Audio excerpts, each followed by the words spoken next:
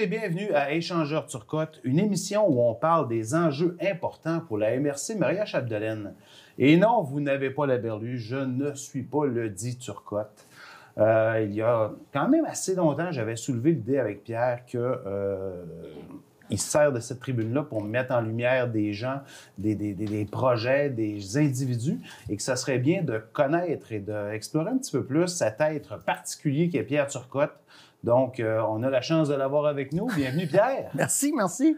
Comment on se sent de ce côté-là de la chaise? C'est un peu particulier parce que tu as raison. Moi, j'aime ça mettre le focus. On dit le focus, ça se dit pas, là, mais l'intérêt sur les gens, les projets, les mettre en valeur. Puis moi, je suis quelqu'un qui... Je n'ai pas besoin de ça pour moi, mais ça me fait plaisir de me prêter au jeu. Merveilleux. Hey, écoute, Pierre, je te ramène au début de ta première émission. Au début de la première saison, première émission, tu as commencé textuellement en disant « C'est une émission où on veut approfondir les sujets, prendre le temps de discuter, de réfléchir, relier les gens ensemble. Ça fait plus de 60 épisodes. Est-ce que c'est ça que tu as eu? En grande majeure partie, oui. Tu sais, moi, j'étais un peu freestyle, dans le sens... j'aime beaucoup l'ancien journaliste de Radio-Canada, Michel Desautels, qui, lui, moi, je fonctionne un peu comme lui. Tu sais, j'ai pas une liste de questions. Ce que je veux, c'est créer un dialogue. Puis, ce que je me suis aperçu avec le temps, c'est quand tu as une liste de questions, ben, les gens répondent aux questions, puis ça fait question-réponse. Quand tu as une question, des fois, les gens ne savent pas trop, parce que quand tu crées un dialogue, tu mets les gens en confiance dans ce qu'ils connaissent. Et puis, là, on a une discussion. Et ne pas avoir de liste de questions, ça m'oblige d'être à l'écoute. Tu sais, de ne pas être en train de faire autre chose puis d'attendre que la personne ait fini pour poser la prochaine question. Parce que la personne a peut-être déjà en partie répondu à ma prochaine question. Ouais. Donc, c'est l'idée de créer un dialogue. Puis je trouve qu'en société, en ce moment, tout nous polarise sur nos différences. Tu sais. Qu'est-ce qu'on n'aime pas, on n'est pas d'accord. Mais... j'ai l'impression que la solution, c'est l'inverse. T'sais. Il va toujours avoir des choses qui vont nous différencier. Maintenant, qu'est-ce qui nous relie? Qu'est-ce qui fait qu'on a le goût d'être ensemble, puis de créer une société ensemble, puis de... Bon, moi, je donne souvent l'exemple de l'Union européenne. À la fin de la Deuxième Guerre mondiale, l'Union européenne se rassemble et s'entend sur rien, sauf sur une affaire, la gestion du charbon et de l'acier pour prévenir une future guerre. Bien, ils ont créé une entente là-dessus, puis tranquillement, cette entente-là est devenue l'Union européenne. On n'a pas essayé de tout régler d'un coup. Des fois, j'ai l'impression qu'il y a des gens qui aimeraient ça sauter en haut d'un escalier, mais je ne connais pas beaucoup de personnes qui font ça. Je pense qu'il faut y aller étape par étape. Puis les premières étapes, bien, si tu veux créer de la confiance, bien, travaillons sur ce qui nous relie. Tu sais, c'est bien plus facile. Et tu as voulu, parce que tu as quand même exploré plusieurs types d'émissions à la télévision, on le sait. D'ailleurs, si vous voulez aller voir la petite capsule... Pierre Turcotte, 10 ans de télécommunautaire qui avait été monté par l'équipe ici. C'est absolument génial. Un, de voir les looks de Pierre et deux, l'ensemble des émissions qui avaient été abordées. L'idée d'Échangeur Turcotte, ça venait de toi? C'était-tu quelque chose que tu avais déjà cogité d'avoir ce temps-là, qui est quand même presque une heure en dialogue? Ben oui, parce que, en fait, deux choses. Un, au niveau de la gestion de mon temps, moi, j'ai plein de projets, puis j'avais moins de temps à donner. Okay. C'était plus difficile pour moi de venir à toutes les semaines et de faire des émissions collées sur l'actualité. Déjà que, ben, veux pas, quand on tournait une émission, à passer à la semaine d'après, déjà, en 3-4 jours, l'actualité pouvait avoir changé énormément. Effectivement. Ça, c'est la première chose. Et la deuxième chose, à un moment donné, est arrivé ici pour la semaine de prévention du suicide. Les gens là, je sais plus le nom de l'organisme, là, qui arrivent pour en parler de ça, et ils arrivent, puis ils sont essoufflés. Puis là, je le remarque, mais et là, ils me demandent, on a combien de temps? Puis là, je fais, on a à l'époque, c'était une émission de 30 minutes. Je dis, on a 30 minutes.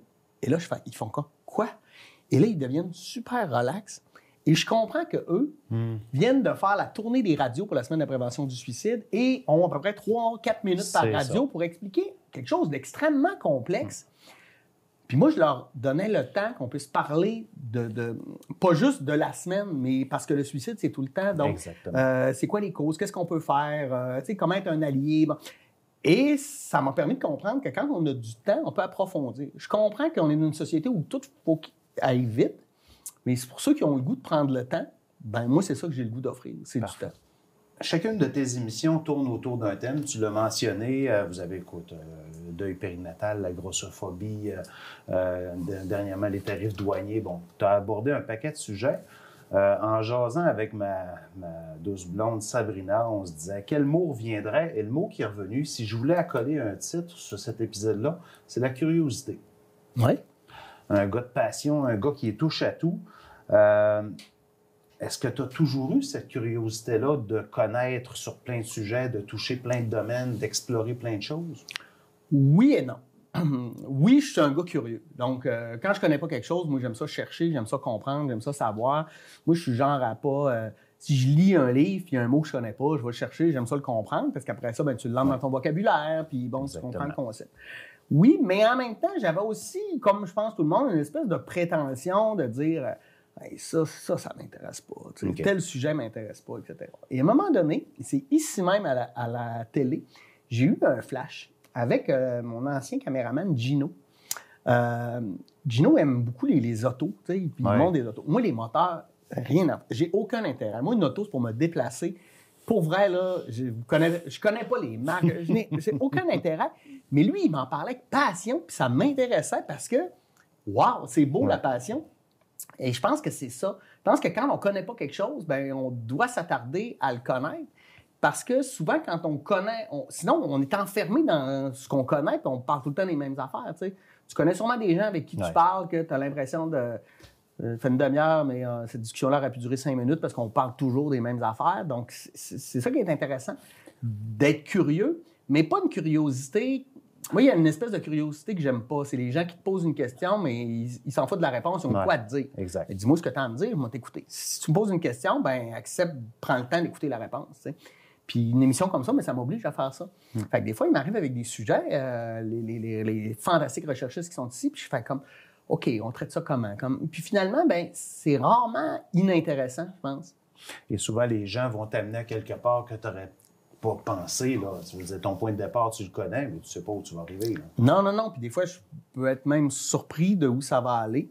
Bon, certaines émissions, c'est plus difficile. Je ne mentirais pas, là, des fois, mais en général, je pense que ma formule fonctionne bien. Les gens, mettre les gens en confiance. Les gens connaissent leur dossier. Donc, moi, mon rôle, c'est plus jouer le rôle du niaiseux, en fait, qui se met dans la peau des auditeurs puis qui va faire préciser des éléments que les gens ne comprennent pas nécessairement. T'sais. Par exemple, je me rappellerai tout le temps, j'avais reçu à un moment donné la dame des bassins versants, l'organisme des bassins versants de la région. Puis c'était très intéressant, mais elle commence, elle est partie, puis je fais hop, c'est quoi un bassin versant? Parce que ça, moi, je le sais, là. Mais la personne qui écoute l'émission, si on y explique pas, ben à go, elle n'écoute plus l'émission. Fait que c'est un peu l'exercice de vulgarisation. Puis je trouve qu'on a beaucoup de difficultés en ce moment à se parler entre les gens de... Je veux pas faire de hiérarchie, mais tu sais, il y a des gens qui ont plus d'éducation que d'autres, qui connaissent certaines affaires, puis j'aime pas faire de hiérarchie dans la connaissance, tu sais. T'as beau être neurochirurgien, si j'ai jamais besoin de toi dans la vie, pourquoi je te mettrais plus élevé qu'un garagiste quand j'en ai bien plus souvent besoin à quelque part, tu sais.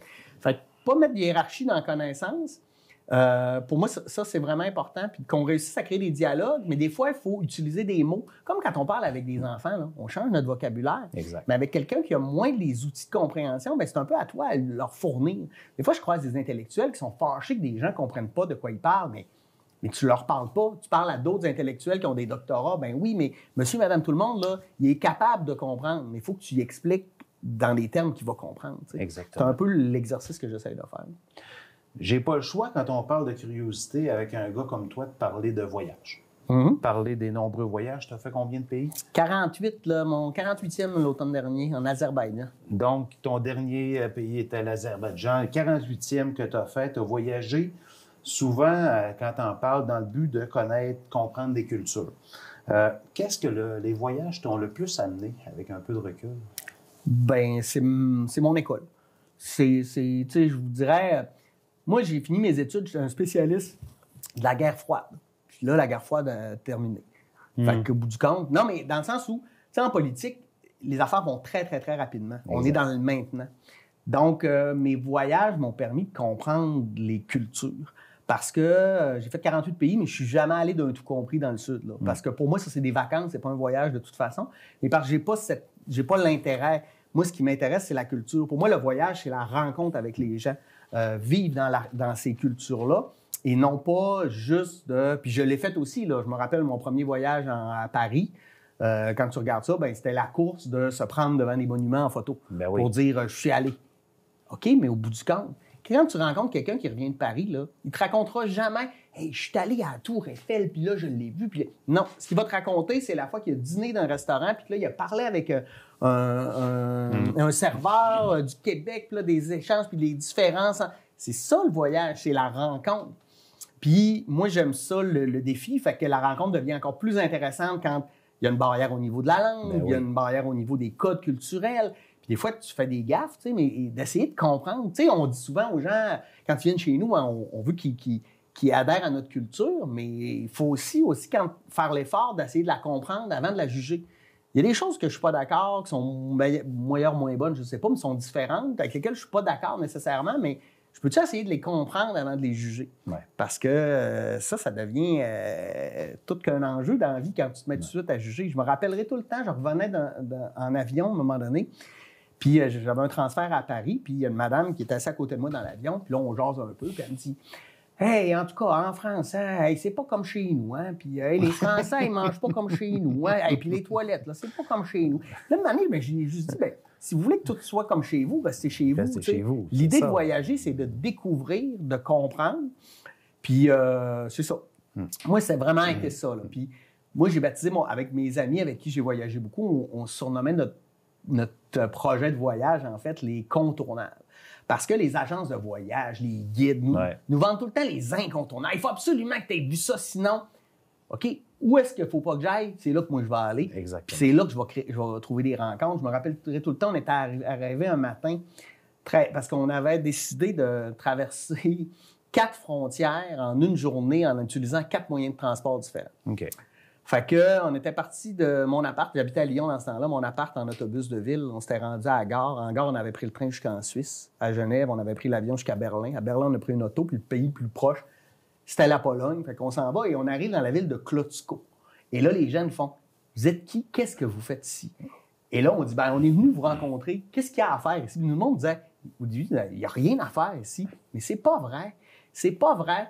Les gens du Saguenay-Lac-Saint-Jean, mettons, de la MRC Marie-Chapdelaine, là, prenez un guide de voyage du Québec. Là. C'est vrai. Regardez ce qu'ils vous proposent. Là. Ils vont vous parler de quoi? Du zoo puis de Val-Jalbert.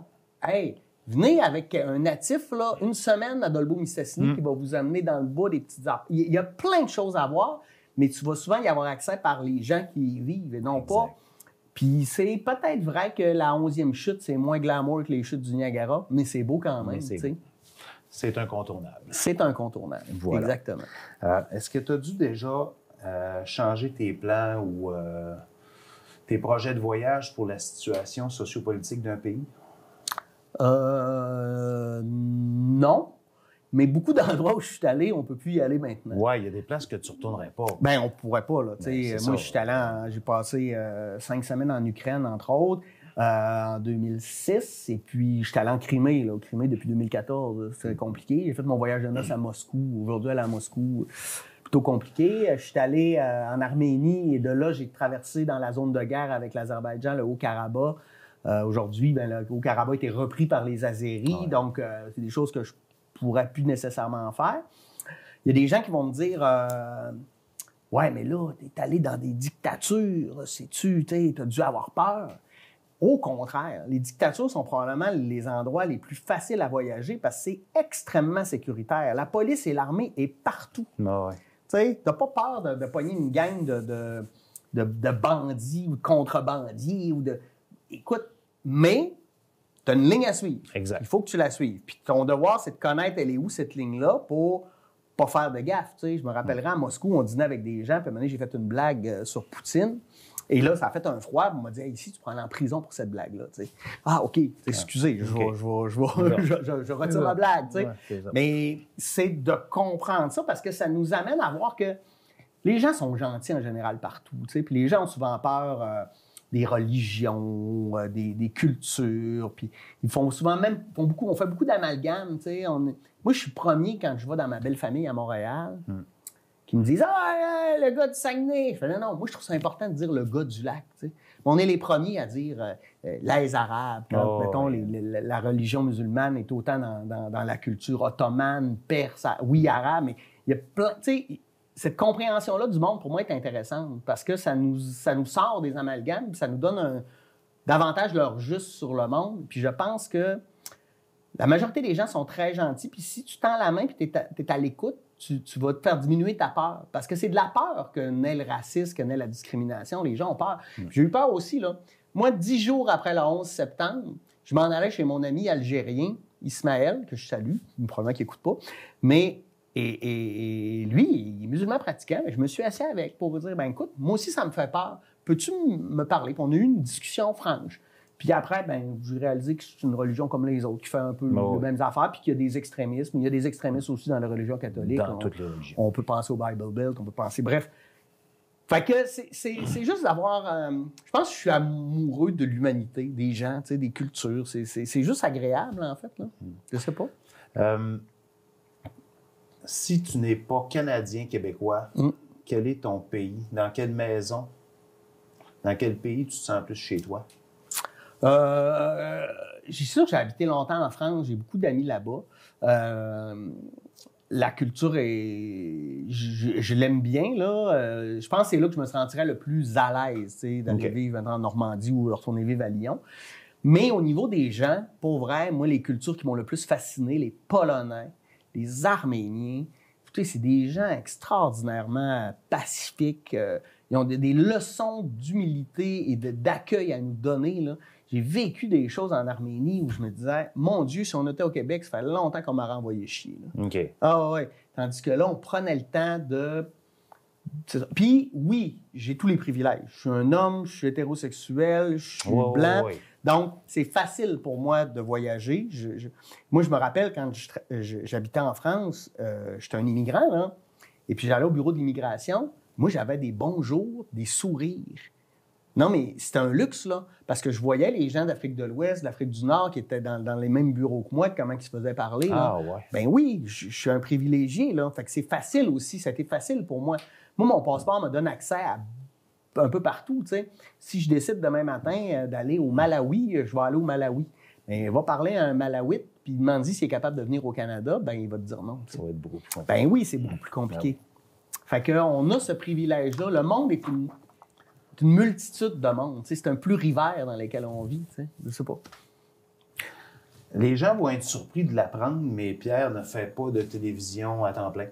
Hein? Dans la vie, tu as un métier. Professionnellement, tu fais quoi? Ben moi, je suis politologue de formation. Oui. Et puis, la vie m'a amené à devenir enseignant en sciences politiques. Donc, j'enseigne au cégep de Jonquière. J'ai enseigné auparavant au cégep de Saint-Félicien. J'ai commencé dernièrement à donner des cours à la formation continue à l'UQAC. Fait que j'aime beaucoup ça parce que j'aime penser que je fais une différence. Puis c'est pas moi qui va changer le monde à go, mais j'ai la prétention de penser que je suis capable d'outiller les gens. Pas de leur dire quoi penser, mais de leur donner les bons outils pour créer des leaders de demain, des leaders positifs, des leaders avec des valeurs d'ouverture, des valeurs environnementales, des valeurs à lesquelles je crois, bien sûr, mais de leur donner des outils, puis de les laisser choisir, puis décider. Mais c'est comme n'importe quoi. Même si je te demande à utiliser un tournevis, si tu continues de visser avec un couteau à beurre, c'est libre à toi, tu sais. Mais je t'aurais expliqué comment tu peux faire autrement. Fait que moi, mon objectif premier comme enseignant, c'est ça, c'est de créer des citoyens. Parce que c'est quand même particulier. Là. Pour avoir une initiation à la science politique, il faut que tu sois en sciences humaines au cégep. Pourtant, on sera tous citoyens dans la vie. Et être citoyen, là, ben, c'est un apprentissage. Moi, je connais des gens qui ont 70 ans, qui fait 50 ans qu'ils votent, ils font toujours pas la différence entre le provincial et le fédéral. OK. Parce que c'est pas qu'ils sont idiots, on leur a jamais pris vraiment le temps de leur expliquer, puis ils ont moins d'intérêt là-dedans. Mais la politique, ça va toujours avoir une incidence dans nos vies. Fait que si on veut créer des changements, ben il faut prendre le temps d'éduquer, d'outiller ces gens-là. Puis les jeunes, ils ont un appétit de comprendre. Puis moi, je les vois grandir, puis j'espère qu'il y en a qui pourront changer le monde à ma place. Là. Moi, c'est comme ça que je change mon petit monde à moi, à tous les jours. Oui, en élevant mes enfants, mais surtout en créant une génération de citoyens mieux outillés. En tout cas, j'espère. Moi, je pense en fait que le cours de politique 1 devrait être au secondaire. Puis je pense pas qu'au secondaire, il y a des choses qu'on voit qui ne sont pas importantes. Sauf que, je donnerai un exemple, j'ai rien contre les mathématiques, là, mais mettons, la trigonométrie, ça ne servira pas à tout le monde. Ouais. Être citoyen, ça va servir à tout le monde. Ouais. Comme parler français, je pense qu'il y a quelque chose d'important là-dedans, puis je trouve qu'on je sais pas, peut-être que des sociétés moins éduquées au niveau de la politique, c'est plus facile à manipuler. Mais là, je rentrerais dans la théorie du complot. Moi, je fais confiance à l'intelligence humaine. Mais le problème de ma discipline, c'est que c'est comme... la politique, c'est comme le hockey. Tout le monde est un gérant d'estrade. Ouais. Moi, là, jamais j'irais dire à un chef cuisinier comment cuire son rôti de porc. Il sait plus que moi. Mais moi, à tous les jours, le monde me dit comment je devrais penser puis comment ça devrait fonctionner. Exactement. Mais moi, je suis formé pour faire ça. Je continue à lire. Je lis 1 à 2 essais par semaine. Je m'informe le plus que possible. Et je m'informe pas juste sur... Il y en a qui vont dire « Ouais, mais là, Non. Tu sais, moi, je multiplie mes sources d'informations. À la radio, j'écoute autant Radio-Canada que Radio-X, puis je vais autant sur le courrier international qu'ailleurs. Bref, je trouve ça important de prendre le pouls et d'essayer de comprendre pourquoi les gens comprennent les choses de cette manière-là. Qu'est-ce qui vient les chercher? Qu'est-ce qui vient les toucher? Qu'est-ce qui les fâche? Puis d'essayer d'avoir une incidence positive là-dessus, je sais pas. Dernièrement, vous êtes allé à Bakou. Oui. Peux-tu nous en parler un petit peu, s'il vous plaît? Oui. Alors, on a pris l'avion, on est allé à Bakou. Non, mais c'est un projet que j'ai monté. En fait, la COP28, donc pas 2024, 2023, on avait fait une activité pour l'environnement au Cégep.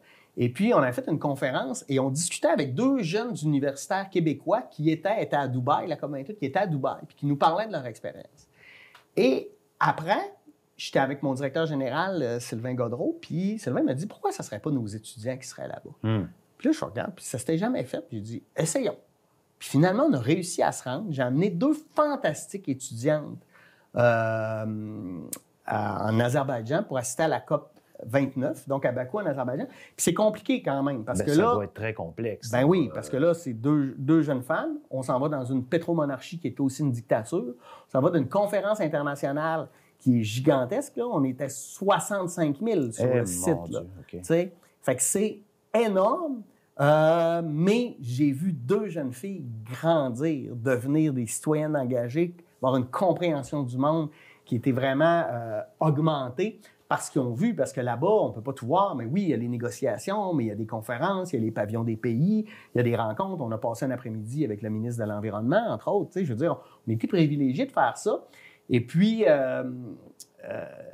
ils m'ont vraiment impressionné. Là. Je me rappellerai tout le temps, là, le vendredi matin, c'est le bilan des négociations. Et là, on est dans une salle remplie. Et puis, il y a un journaliste du New York Times qui pose une question. Et une fois qu'il s'assoit, la personne après, c'est une petite fille du cégep de Jonquière qui pose une question en anglais devant un parterre plein de monde. Fait comme, ça me rend fier parce que moi, je pense que les jeunes doivent faire partie des débats, des négociations, parce que c'est pour eux qu'on fait ça, là. Ouais, moi, là, quand, là, je sais pas, là, je vais avoir 51 ans bientôt, là. Tu sais, honnêtement, quand je regarde en arrière, je n'ai plus de fait qu'il m'en reste à faire. Mais les jeunes, mes enfants, c'est pour eux qu'on veut faire des trucs pour la planète, puis les amener à comprendre. Là, il y en a qui vont me dire « Ouais, mais là, la COP, là, c'est ça, puis là, c'est plein de monde en avion. » Vous avez raison, tout le monde. Mais dans la vie, je pense qu'on est plus avantagé si on se parle que si on se parle pas. Exact. S'il n'y a pas les COP depuis 30 ans, on en est où au niveau de l'environnement? Je pense qu'on aurait moins avancé qu'à cause que les gens sont capables de se parler, tu sais, qu'on fait quand même avancer les affaires. Puis là-bas, tu vois que oui, au niveau des négociations, il n'y a peut-être pas beaucoup d'affaires qui ont avancé comme on le voudrait ou comme moi je l'aurais voulu, mais il y a tu assistes à la société civile, là, tout ce que les gens font partout dans le monde, là, c'est tellement beau à voir, c'est intéressant. Puis des défis, tu sais. Tu sais, je veux dire, je te dis, changement climatique, toi, tu vas me dire, ben oui, tu sais, on va vendre nos skidoo, là, il n'y aura plus d'hiver. Mais tu sais, nous, ça ne nous touche pas tant, les pays du Nord. En tout cas, au Canada, on va être privilégiés par rapport dans cet axe-là des changements climatiques. Mais j'ai eu une discussion avec un monsieur des Tuvalu. Tuvalu, c'est des îles dans le Pacifique. OK, ouais, merci de me dire. Ouais. Et puis là, ils me disent, nous, là, leur projet, là, c'est quoi votre projet? Nous, on est en train de numériser notre culture. Numériser notre culture, pourquoi? Bien, parce que nous, dans 30 à 40 ans, on n'existera plus. L'eau va avoir monté. Ouais. Ils ne pourront plus vivre là. Déjà, ils financent les jeunes qui veulent aller étudier à l'extérieur. Ils les financent, puis ils leur disent bien, trouve-toi un endroit, on va payer tes études pour que tu ailles étudier ailleurs, puis tu ne reviendras pas. On n'existera plus. C'est triste, là. Mais c'est ça la réalité du monde. Mais nous, ici, on ne s'aperçoit pas de ça. Fait que peux-tu te dire là, que quand c'est le temps de faire... on s'en fout un peu parce que l'impact, nous, on le voit un petit peu, tu sais. Oui, on le voit quand même, tu sais, les érablières, avant, c'était Ici, on n'était pas capable de faire des érablières, puis ils les faisaient en Beauce. Mais là, ce qu'on voit, c'est que la Beauce ne sera plus capable de faire vivre les érablières, mais que nous, ici, on va en avoir. Exactement. Ça, c'est les changements climatiques. Mais à quelque part, on trouve ça positif. Puis c'est vrai qu'au niveau des érablières, c'est positif pour la région. On n'a pas cet impact-là. Fait que, tu sais, prendre le pouls du monde, c'est aussi ça. C'est comprendre ce que les autres vivent puis comment ils vivent, tu sais. Comment tu as réussi avec tes 2 jeunes filles qui t'ont accompagné de ne pas être cynique, qu'au fil des COP, année après année, on revient, puis là, ça fait 3 mois que c'est passé, puis concrètement, les discussions sont intéressantes, mais sur le terrain, quand vient le temps, chaque pays de défendre son bilan énergétique, sa contribution, c'est toujours remis en question. Donc, comment tu as amené ça pour garder l'optimisme, je dirais, en guillemets? Je te dirais, le cynisme, c'est ça, c'est l'affaire facile. C'est comme faire une blague. Là, bon, c'est l'affaire facile. Mais moi, ce que j'ai vu, au contraire, c'est que ça l'a semé la rage d'agir. OK. Tu sais, quand quand tu poses pas de questions sur ton salaire qui rentre, que tu sais que tu vas être capable de nourrir tes enfants, que tu as de l'eau chaude, puis que pour penser à rien, tu peux écouter n'importe quoi à la TV, puis t'es bien. Il y a une grande différence que quand il faut que tu luttes pour nourrir tes enfants. OK. Fait que, tu sais, cette rage-là fait que nous, de notre position de privilégié, bien, je pense qu'on doit plutôt être en mode tenter d'aider, tenter de faire la différence. Puis, on a réalisé aussi là-bas que le Canada, des fois, il se drape un peu dans « on est bon, nous, au Canada ». Bien, nous, on s'est aperçu que le Canada est plutôt au banc des accusés. Là. OK. Oui. 7e plus grand producteur mondial, 2e plus grand producteur, le plus grand pollueur par habitant. Et la situation ne s'est pas améliorée avec les différents gouvernements qui sont passés? Non. Okay. Non, mais on mise sur des mesures. On passait la bourse carbone. C'est pas mauvais, mais c'est pas ça. Tu sais, en fait, on permet aux gens de payer pour polluer. Fait que l'idée de ramasser de l'argent pour valoriser, oui, mais c'est pas ça qui va changer concrètement les choses. Ça prendrait du courage politique. Ou une dictature comme en Chine. La Chine sont en train de faire un virage environnemental hallucinant, mais parce que c'est une dictature. Nous, on veut pas ça. En même temps, on est tout le temps en train de dire hey, c'est long, puis là, les projets, puis là, on est tout le temps en train de consulter. Mais c'est ça, la démocratie. La démocratie, c'est pluraliste pour tout le monde, puis les gens ont le droit de donner leur avis. Si tu veux pas ça, ben va vivre en Corée du Nord, c'est pas compliqué. Il y a une décision qui est prise. Si t'es pas d'accord, tu t'en vas en prison ou on te tue. Bon, et voilà. Non, mais à un moment donné, c'est ça la réalité du monde, tu sais. Moi, quand j'entends des gens dire au convoi des camionneurs, puis pas qu'ils n'avaient pas le droit de manifester, je leur reconnais ce droit-là, ils ont le droit de pas être d'accord. Mais quand des gens ont des discours comme on vit dans une dictature, mon Dieu, que ça manque de respect pour les gens qui vivent d'une dictature. Voyagez un peu, là, puis allez voir comment ça se passe. Là. Vous allez voir que ici, on a 2 gars qui ont passé une semaine dans un spa. Là, puis moi, j'ai vu à Moscou un monsieur sur la place Rouge là, essayer d'ouvrir une pancarte politique. Il n'a même pas fini de la dérouler, qui est déjà embarqué pour partir en prison. Tu sais, on est loin d'être dans une dictature, puis des fois, on ne le réalise pas parce qu'on est privilégié. Et j'ai l'impression que notre méconnaissance du monde fait qu'on a un peu cette position-là là, de... Je sais pas, de je m'en foutisme. Là. Pierre, tu m'amènes et tu m'ouvres une super belle porte qu'on va ouvrir après la pause parce qu'il faut se prendre 2 minutes de pause, fait qu'on se revoit dans quelques instants. Merci.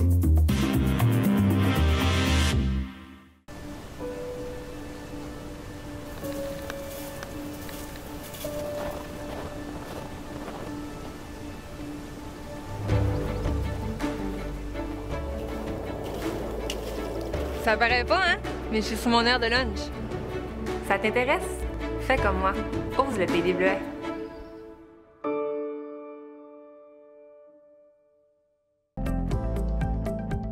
Les télévisions communautaires autonomes du Québec, ce sont les télévisions les plus importantes parce qu'elles sont proches de la communauté. On veut encourager des gens qui parlent de ce qui nous intéresse, mais aussi qui participent au développement local. Mais c'est fini le temps là, où on allait lire une affaire qui a été écrite avant hier au bout du monde. Non! Si tu veux savoir ce qui se passe chez vous, bien, ma télé préférée, c'est la télé autonome, communautaire. C'est ici que ça se passe. Réseau Culture Saguenay-Lac-Saint-Jean. C'est l'accès direct à 200 artistes, organismes, travailleurs et travailleuses culturelles. La culture au Saguenay-Lac-Saint-Jean, une culture de proximité. Je suis plus du type à me donner des moments pour moi-même, écouter de la musique, des passe-temps également. C'est vraiment de prendre des moments pour soi puis de se reconcentrer sur soi-même. On vit beaucoup de choses en tant qu'être humain, fait que c'est important de remettre les choses en perspective en prenant un pas de recul. Puis je pense que ces petits moments-là permettent de faire ça, justement. Je pratique le yoga. Puis à l'été, ben, voilà la prise. Je fais beaucoup d'artisanat. Moi, je tricote, je fais des capteurs de rêve, toutes sortes de choses. J'aime beaucoup cuisiner. Fait que quand ça va bien, je cuisine. Quand ça va pas bien, je cuisine. C'est beaucoup mon exutoire, la cuisine puis la nature.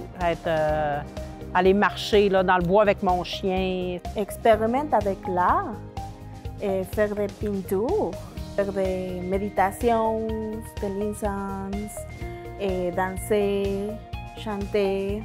Bien, en fait, ça arrive pratiquement à tout le monde. Des périodes que ça va moins bien. Il y a des événements de la vie qui font en sorte que c'est plus difficile ou des événements imprévus qui chamboulent un peu notre routine, justement.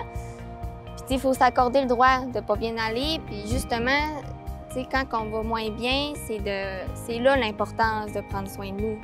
Focusser pas juste sur ce qui va mal, mais focusser sur les beaux moments, puis ou les belles choses, puis être reconnaissant de ces belles choses-là. Je me donne la permission de reconnaître que je file pas. Mais pour m'aider à remonter, bien, je me donne un objectif que je peux faire dans la journée. Quelque chose de concret, quelque chose qui va me redonner confiance en moi, puis quelque chose que je vais être fière d'avoir fait à la fin de la journée. Trouver les lieux, les moments, les personnes qui font qu'on est bien, puis visualiser ça aussi dans un moment où tu es plus stressé, bien, tu essayes de te remettre dans la situation de quand tu es bien. Puis souvent, ça aide à diminuer le stress. Ici, je mise sur moi. Ici, je mise sur moi. Ici, je mise vraiment sur moi. Ici, je mise sur moi. Ici, je mise sur moi. Ici, je mise sur moi.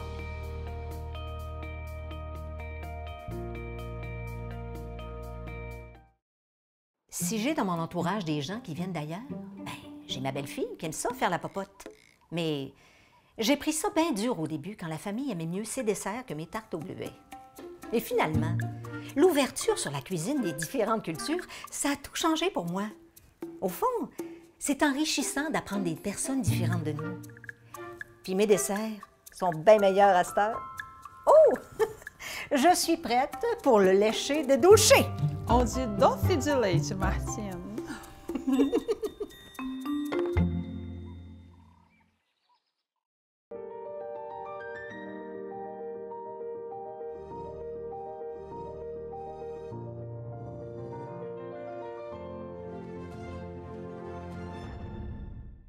La télévision communautaire autonome parle des enjeux locaux, donne une voix aux citoyens et citoyennes en plus de faire rayonner les talents d'ici. Accessible à tous, elle appartient à la communauté et donc à vous. J'ose ma télé communautaire, mon média de proximité. Bon retour, donc, bienvenue Pierre à ton émission. Ouais, merci. Oui, échangeur Turcotte avec le Turcotte en question. Ouais. Tout à l'heure, tu nous amenais les implications sociopolitiques et on a parlé de cynisme un peu. Au quotidien, tu côtoies des jeunes dans tes cours. Tu as des discussions ouvertes avec tes jeunes. Comment tes jeunes, présentement, avec la dernière année extrêmement difficile au niveau provincial, où tout ce qui à peu près était mis sur la table était rediscuté et allait aux aléas des conférences de presse et des sondages politiques. Je suis bien placé en éducation. Combien de ballons sont devenus des décisions ministérielles? Au niveau fédéral, c'est un vaudeville. Palier gouvernemental qui d'habitude suscite très peu d'intérêt. C'est un téléroman depuis plusieurs mois. Ouais. Au niveau international, l'arrivée de Trump a chamboulé. Et on voit des affaires inimaginables que si tu avais écrit un roman de fiction avec ce qui se passe présentement, on aurait dit ton roman ne tient pas la route, ça se peut pas. Je veux dire, on est bon. Et même pareil au niveau international avec les guerres, les conflits internationaux et relations internationales qui sont malsaine, je dirais, des pays qui s'en mêlent, qui devraient s'en mêler, ne s'en mêlent pas. Bon, c'est extrêmement complexe. Comment réussis-tu à avoir un discours ouvert et cohérent avec les jeunes et quelle est leur perception, eux autres, de tout ça présentement? Les jeunes ne se sentent pas peu concernés par la politique parce qu'ils le sont souvent pas. Regarde la campagne électorale provinciale, on parle très peu d'éducation. Puis la solution est assez simple. Et tu sais, moi, j'essaie un peu de les motiver à dire, vous pouvez être le changement. Pourquoi on parle peu d'éducation dans une élection provinciale? C'est parce que les partis politiques, là, ils voient l'électorat, puis ils voient là, que la tranche qui va le moins voter, là, c'est la tranche des jeunes. Moi, je ne le dis pas pour qui voter, mais j'essaie de les inciter à aller voter. Parce que les études nous démontrent que si tu vas voter à la première élection où tu as le droit de voter, tu risques d'aller voter toute ta vie. Puis je pense que c'est important. Et les jeunes ne vont souvent pas voter parce qu'ils ont l'impression que les partis politiques leur proposent rien pour eux. Effectivement. Puis en même temps, moi, ma mère me disait souvent, montre-toi plus intelligent que le problème. Et moi, c'est ça que je leur dis. Mettez-vous à aller voter. Puis quand vous serez une tranche qui va voter assez, là, inquiétez-vous pas que le gouvernement puis les partis politiques vont savoir que là, il y a un électorat à aller chercher, puis que là, ils vont vous proposer des affaires. Fait que c'est ça. Parce que ce qui est plate en démocratie, c'est d'avoir une vision à long terme. C'est extrêmement difficile parce qu'il y a des élections 4 ans. C'est bien plus facile que de repousser un problème dans le temps, comme on le voit beaucoup avec l'environnement, que d'agir maintenant. Puis moi, ce que je leur propose, c'est d'agir. Puis les jeunes agissent, ils s'organisent, font des choses. Il y a beaucoup de jeunes qui sont très engagés, qui donnent du temps, qui font du bénévolat, qui vont te parler des ressources comme... tu sais, qui vont utiliser des ressources comme les friperies. C'est sûr qu'ils ont souvent moins d'argent, fait que c'est à leur avantage aussi, tout ça, de l'économie sociale. Mais il reste que quand tu as pris cette habitude-là, ben pourquoi changer, tu sais? Fait qu'ils deviennent un moteur, en fait, de la société. Puis l'erreur, c'est de ne pas leur faire confiance. Parce que c'est à eux la prochaine génération. Tu sais. J'avais une discussion avec mon père là-dessus qui me disait les jeunes, là, ça s'est rendu que ça va loin là, avec leurs idées. Puis là, je ne nommerai pas les idées, mais tu sais, il y a des idées qui faisaient moins son affaire. Puis je dis t'as raison, tu sais. Je dis, mais remets-toi des années 60, fin des années 50, début des années 60. Là. Ton père avait le même discours envers toi puis tes amis jeunes. Et pourtant, qu'est-ce que tu lui as répondu? Tu as dit non. C'est à nous l'avenir, puis c'est ça qu'on veut faire, puis on a fait la Révolution tranquille, puis c'est ça que ça a donné, puis je pense que c'est un âge d'or pour le Québec, tu sais. Mais à un moment donné, il faut faire confiance aux jeunes, parce que si on leur fait pas confiance, bien, on perd des générations qui, au bout du compte, vont devenir des générations cyniques, puis ils viendront pas venir mettre de l'eau au moulin de la démocratie puis de la citoyenneté, tu sais. Fait qu'à un moment donné, ben moi, je pense que c'est ça. Je sais pas, c'est clair? C'est clair. Les jeunes, on les considère informés. Est-ce que tu penses que moins d'informations comme la génération précédente, mais une information plus validée, est mieux qu'aujourd'hui une tonne d'informations de diverses sources, mais qui demandent un peu plus de sélection, Non, mais les gens, c'est pas les jeunes, c'est les gens. Les gens sont extrêmement mal informés. Beaucoup trop de chambres d'écho. On ne veut pas entendre ce qui ne fait pas notre affaire. Ils ont fait une étude en Grande-Bretagne. Et là, ils demandaient aux gens, vous êtes de quelle allégeance politique? Puis les gens qui avaient une allégeance politique claire, ils leur disaient, OK, je vous propose ceci.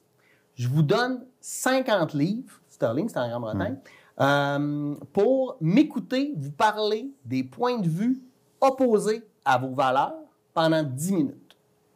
C'est près de 90% des gens qui refusent. Ah ouais. On ne veut pas entendre ce qui ne fait pas notre affaire. Fait qu'on crée des chambres d'écho. Là, il y a X d'un côté, puis là, il y a Blue Sky de l'autre. Là, tu vas sur un, tu as un type de discours, puis là, tu vas sur l'autre, puis il y a complètement l'autre type de discours. Mais ça sert à quoi? Quand on est 12 profs de sciences humaines là, au 12e étage, au cégep, puis qu'on est enflammé sur un sujet, mais qu'on est tous d'accord, là, ça ne sert pas à grand-chose. Il faut retrouver l'esprit de dialogue. Et puis là, il va falloir réapprendre à s'informer puis à faire confiance aux journalistes. Il faut arrêter. Là. Il y a eu un rapport l'année passée fait par des chercheurs, un rapport Horizon 2024. Et c'est très troublant ce qui se retrouve à l'intérieur de ce rapport-là, à plein d'égards. Maintenant, c'est une prévision d'avenir. Mais l'enjeu numéro 1 de leur prévision, ou la problématique numéro 1, c'est que les gens ne sont plus capables de faire la différence entre la vérité et le mensonge.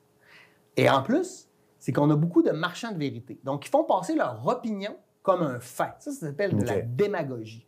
Et ça, c'est extrêmement dangereux. Tu as le droit de donner ton opinion, mais il faut que tu réalises que ça reste une opinion. C'est pas une vérité. Puis, à l'idée, c'est mon opinion, j'ai le droit de la dire, tes opinions sont bonnes. Ça, c'est débile.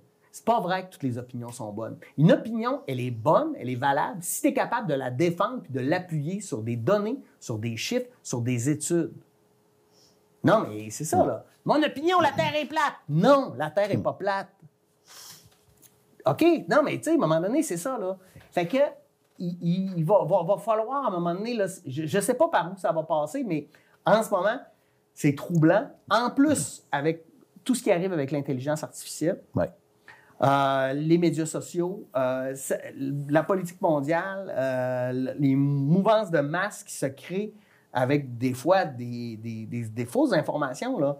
Je te donne un exemple parce que ça, c'est validé, puis là, personne ne va me remettre, je ne veux pas créer de conflit avec des gens, là, mais la Deuxième Guerre d'Irak, quand les États-Unis envahissent l'Irak, puis enlèvent Saddam Hussein, là, tout ça a été fait sur la base de mensonges. Colin Powell qui dit qu'ils ont des armes, tout ça, c'est faux. Puis on est allé, on a tué des gens, on a investi de l'argent dans... Puis qui a été sanctionné là-dedans? Personne. Non, mais tu sais, à un moment donné, là, ça peut causer... C'est vraiment problématique, là. Fait qu'il faut que les gens apprennent à valider, oui, leurs opinions. Puis je prends à entendre toutes les opinions, là. Il y a des opinions de droite et de gauche qui se valent puis qui se défendent très bien. Il y en a moins, là. Tu sais, jamais, moi, une opinion, je vais valider une opinion qui est raciste ou misogyne, là. Tu sais, bon, ça, c'est pas dans mes valeurs. Si les gens le pensent, là, rendu là, on pourra avoir des débats, mais moi, j'y crois pas, c'est certain. Mais, par exemple, au niveau économique ou au niveau social, je pense que les gens ont des idées, mais il faut réapprendre à se parler. Là, en ce moment, sur la place publique, la politique, c'est rendu de la politique spectacle où on s'insulte, on se dénigre. Comment on va travailler pour avancer? Imaginez-vous dans votre travail, vous voulez faire avancer, faire un projet, vous avez des belles idées. Les autres aussi ont des belles idées, mais vous passez vos journées à vous engueuler et à vous traiter de non. Moi, dire qu'à un moment donné, tu vas lâcher prise, tu vas t'en aller. Exact. Puis là, ça laisse la place je dirais, à ceux qui veulent gagner. Tu as fait mention de quelque chose d'assez important. Comment le milieu collégial compose avec l'intelligence artificielle? Écoute, on fait comme on peut, là, dans le sens où... éduquer, j'imagine. On en parle tout le temps, citez vos sources. Je veux dire, moi, qu'un étudiant fasse son plan de travail avec ChatGPT, j'ai pas de problème avec ça, mais qu'il cite dans ses sources, tu sais. Puis l'autre affaire, puis là, il y en a qui m'aimeront peut-être pas, mais c'est correct, là, je le pense quand même, c'est qu'à un moment donné, tu sais, des tricheurs, il va toujours en avoir. Puis à un moment donné, l'étudiant est responsable de ses études. S'il a passé toutes ses études à passer en trichant, en faisant des trucs, on va te dire que du marché du travail, il ne fera pas grand-chose. Tu sais, à un moment donné, ça va à l'effort que tu mets, au temps que tu mets, puis à l'apprentissage que tu as, puis à qu'est-ce que tu vas garder aussi, puis comment tu vas être capable de l'appliquer. Puis je te dirais que la majorité des jeunes sont très engagés dans leurs études. Ils rêvent d'un métier, ils rêvent d'une vie, ils rêvent d'une carrière, ils rêvent de voyages, de famille, de maison. Ils rêvent de ça, puis ils savent que l'éducation, parce que c'est extrêmement bien documenté, c'est la voie pour accéder, où tu as le plus de chances d'accéder à ça. Totalement. Mais, il y a de l'effort. Il y a de l'effort à mettre, puis il y a du temps à mettre. Maintenant, moi, je vais toujours être du bord des étudiants, être à l'écoute, tenter de les aider. Je vais peut-être même me faire avoir par certains étudiants, mais j'aime mieux penser que j'aide une majorité puis que je me fais niaiser par une minorité. Puis, tu sais, je veux dire, moi, me faire niaiser dans la vie, je m'en fous un peu, là. Je trouve que c'est l'étudiant qui a à perdre, tu sais. Tu sais, des fois, j'ai des étudiants qui viennent dans mon cours, vendredi matin, ils arrivent, ils s'étendent puis ils dorment. Moi, je vais le voir, je dis, hey, va te coucher chez vous. Je dis, viens pas. Tu sais, t'as pas le goût, un matin, t'es fatigué, reste couché. Mais si tu passes pas ton cours parce que t'as manqué 8 cours sur 15, ça sera pas de ma faute. Tu sais, c'est à toi de te responsabiliser. C'est pas au professeur oui, moi, on peut créer, tu sais, il y en a qui disent, ouais, mais là, ça prend des profs dynamiques. Bon, vous mettre en avant d'une classe de personnes qui jasent pas puis qui vous regardent de même. T'as pas de dynamique, là, au fond, là.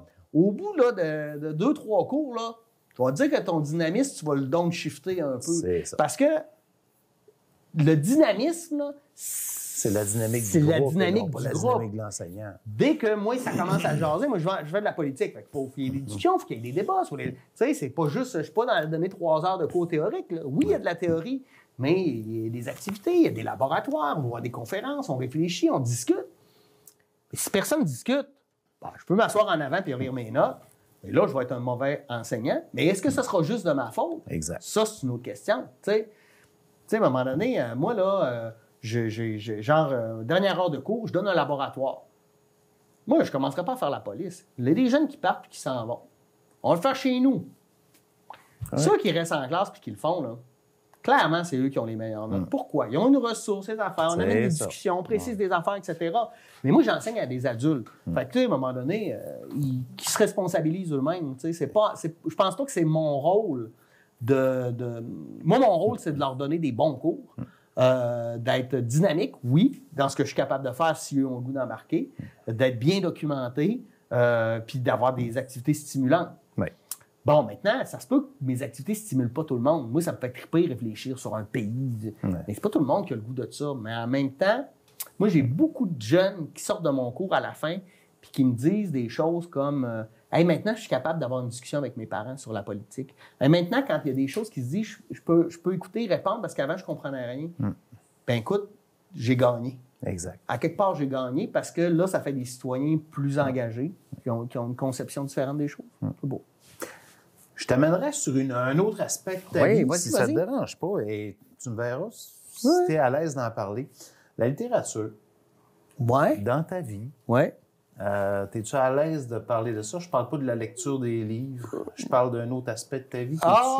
Écoute, on peut en parler brièvement parce que ça reste des projets, mais c'est que moi, j'ai toujours aimé lire. J'ai toujours aimé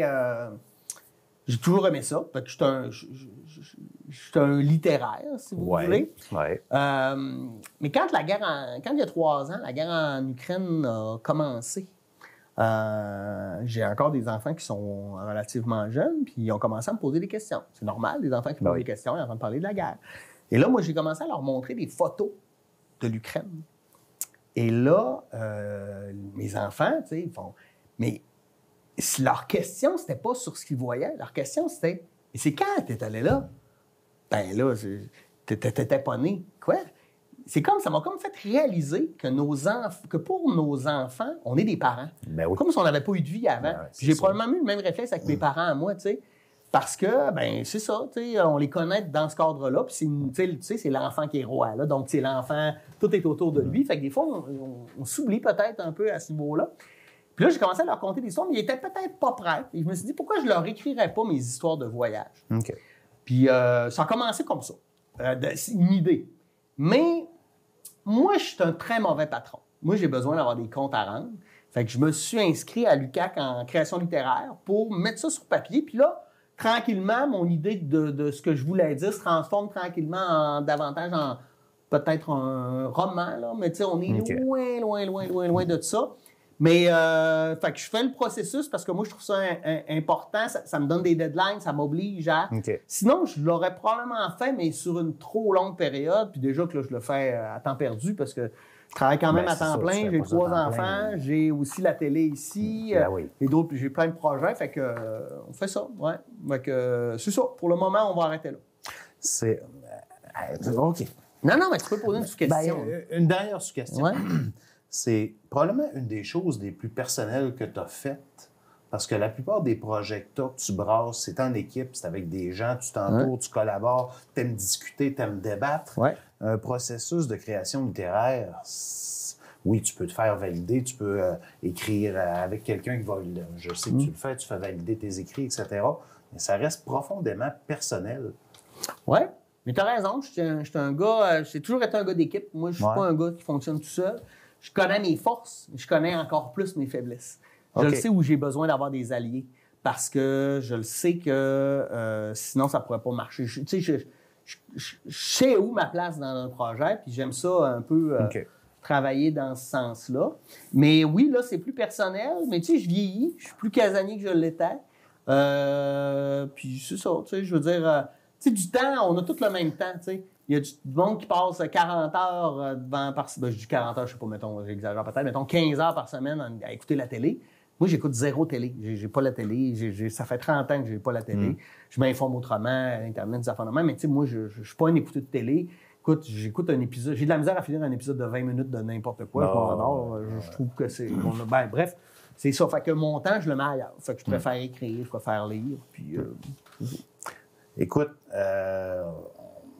une entrevue comme ça aurait pu ratisser par rapport aux arts de la scène, l'improvisation, le théâtre, ta collaboration avec La Route des légendes.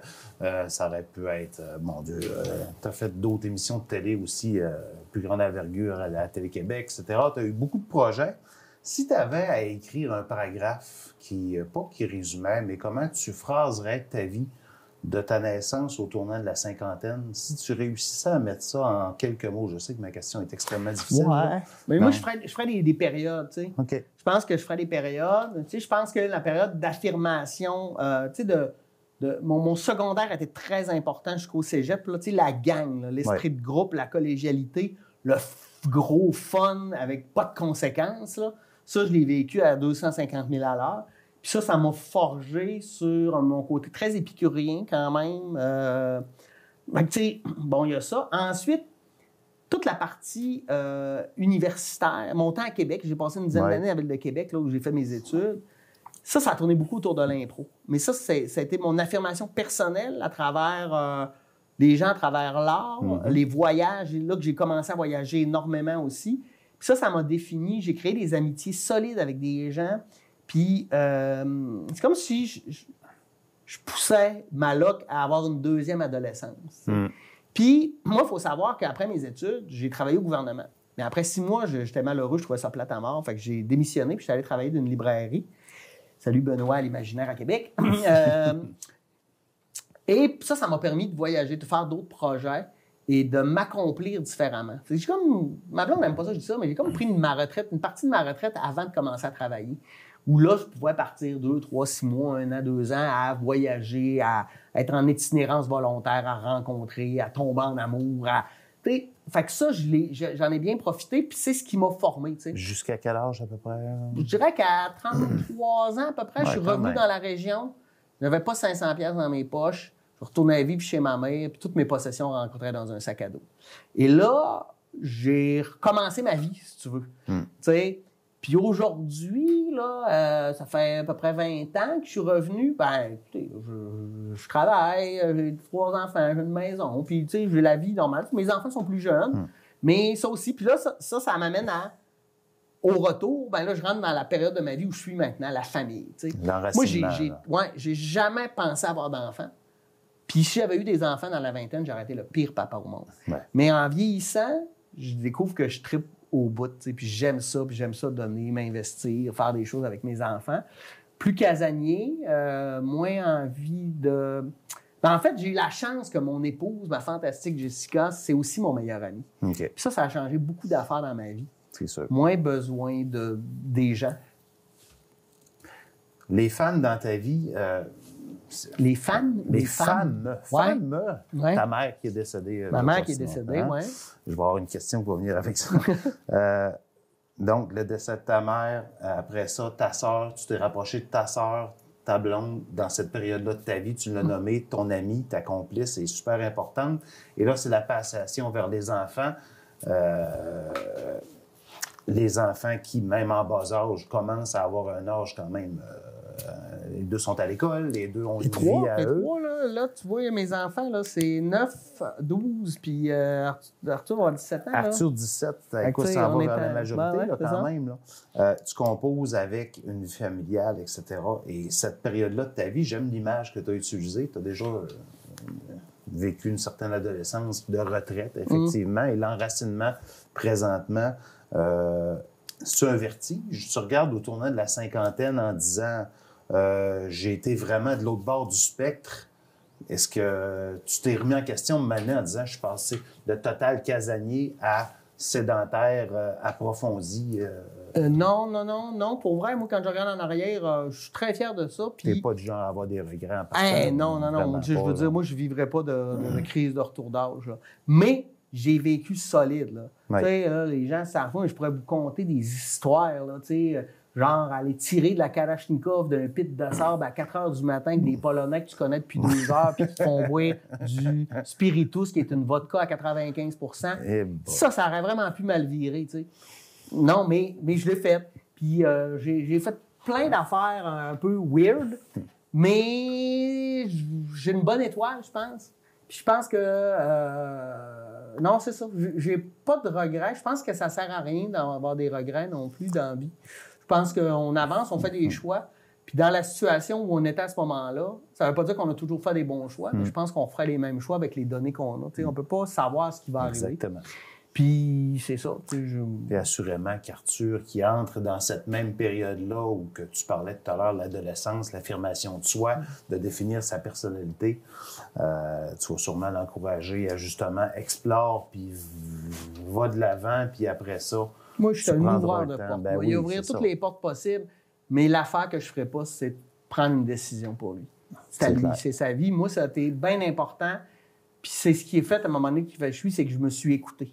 Je sais ce qui est le meilleur pour moi ou ce que je considère qui est le meilleur pour moi et je peux me tromper et j'ai le droit de me tromper. J'espère. Tu sais, je pense que les gens qui veulent que tout soit parfait tout le temps, ils passent à côté de quelque chose de fantastique, le hasard. Le hasard nous amène à faire, à réaliser des choses, à oser autre chose. Parce que quand tu es juste en train de mettre des trucs dans des cases, ben moi, ça, c'est pas tellement à moi, là. Je suis plus du côté flou que du côté case. Écoute, ce qui n'est pas un hasard, c'est la rencontre d'aujourd'hui que je souhaitais avoir avec toi. Il y a eu 1000 autres sujets qui prouvaient ta curiosité. J'espère que ces quelques minutes à mettre en lumière celui qui le fait si bien depuis des années dans cette même chaise que j'occupe là présentement vous ont permis de mieux connaître le Turcotte de l'échangeur Turcotte.